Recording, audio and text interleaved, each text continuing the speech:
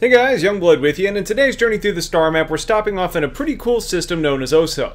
Oso is a pretty big system with 6 planets orbiting the white type F star, and it was first discovered in 2861 by Errol Navis, who, unlike many of the well-known explorers we talk about in so many of these videos, this guy was a total amateur, but in a nice fatherly gesture ended up naming the system after his daughter. Now, there was a lot of immediate interest from a whole bunch of different types of parties to really move into Oso and start to terraform and take advantage of this new system. But like with the apes that we discovered in the Osiris system, Oso 2 turned out to have a higher life form present that forced the government's hand into placing the system under the protection of the Fair Chance Act. Now, within the government, there was a contingent of employees who wanted to try and escalate the development of this species, and then there were others who still wanted to terraform the planet regardless of the life that was present.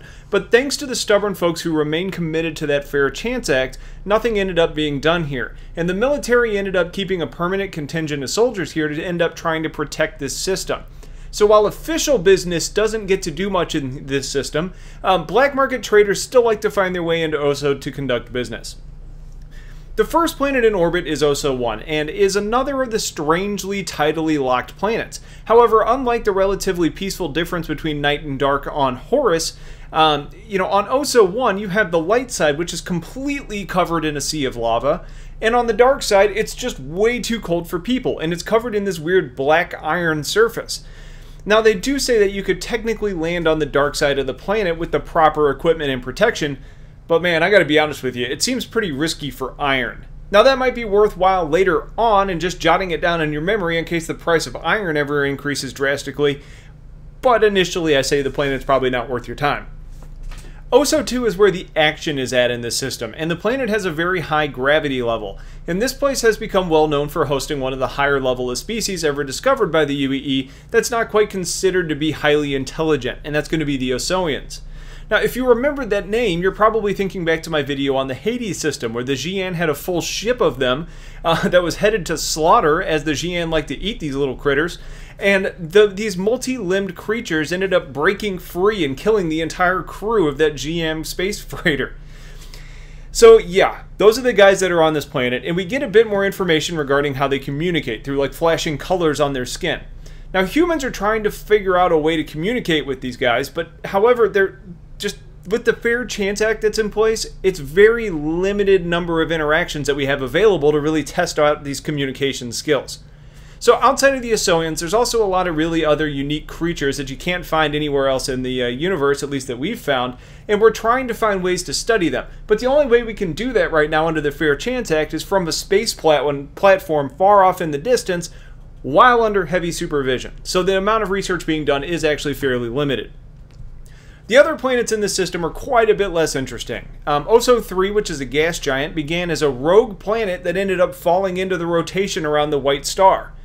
Now, how that's scientifically possible, or what the astronomy or physics behind all of that is, it's a bit beyond my pay grade, but if someone out there understands that, please feel free to add into the comments, because I think we'd all like to learn a little bit more about that.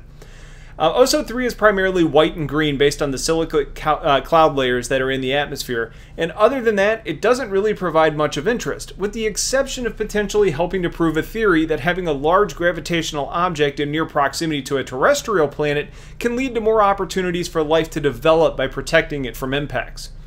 Oso 4 is a coreless world, and it initially had a ton of gems and minerals that were all over the surface, which made it a really hot target. However, they were really quickly cleaned out by mining operations before the Fair Chance Act was placed on the system. So now the planet has no atmosphere, no core, no minerals or gems, and it's just really not worth your time. Oso 5 is an ice giant that plays host to massive amounts of ammonia vapors, and well, let's just put it this way. Ammonia vapors really means it's bad for life, so there's not much going on there. And Oso 6 is a dwarf planet. Now, neither of those two outer planets have any minerals or terraforming potential, so they've been pretty much ignored to this point, outside of some very minor little scientific research that's been done. There is a military outpost here, though. It's known as Base Chimera, with the purpose of trying to keep interference in the system out. It's a good idea, and probably had good intentions, but the base has become a hotbed of scrutiny because it's got really subpar performance from the military personnel here. It seems to be where the crappy performers in the military get stationed. It's almost like a punishment. And not to mention, there's widespread corruption, bribery, and even extortion here. Now, in the story, it mentions that people were able to land on Oso 2 by bribing their way in. And if that's the case, who knows what they were able to leave with? And if I had to venture a guess, I would be shocked if the xi'an weren't bribing their way onto the planet to leave with their favorite taboo treats. From what it sounds like, though, with black market happenings here and an ability to bribe your way to do whatever you want, there's a good chance that it's not going to be that hard to do business here, unless the government really decides that it wants to try and shut this sort of thing down. So this is a really interesting system because, you know, the proper permission or the sneaky nature of some is really going to be the only way that you're going to be able to get into this system. So while there may be opportunities for players here, it's hard to say who it's going to be good for. Now, people living outside the law, sure, but it could be risky. You know, bounty hunters can't get in here unless they're probably going to be willing to pay that additional fee, bribe. So basically, they need to do something illegal to capture other people that are doing illegal things. It's kind of a catch-22. Mining could potentially take place, especially on Oso 1, but again, it's kind of that same problem. You still have to bribe your way in or find some crazy way to get the permission to come in. I think it's going to be a very unpopulated system, but potentially could play host to some of the really nasty characters, the ones that don't give a crap about there being a lot of law enforcement here. Now, there are jump points to Castra, Pyro, and Callus, so you might be able to end up kind of hiding in this system, you know, making this almost like your safe house. But it really is going to depend on the amount of surveillance done by that military outpost and if they can really see you in the outer reaches of that system. So that is the Oso system. It's a pretty interesting one, and it was kind of fun to talk about. So if you have questions about it, please let me know in the comments. Otherwise, as always, stay tuned for a lot more content. I'll have some soon. Have yourselves a wonderful day, and I'll talk to you guys later. Take care.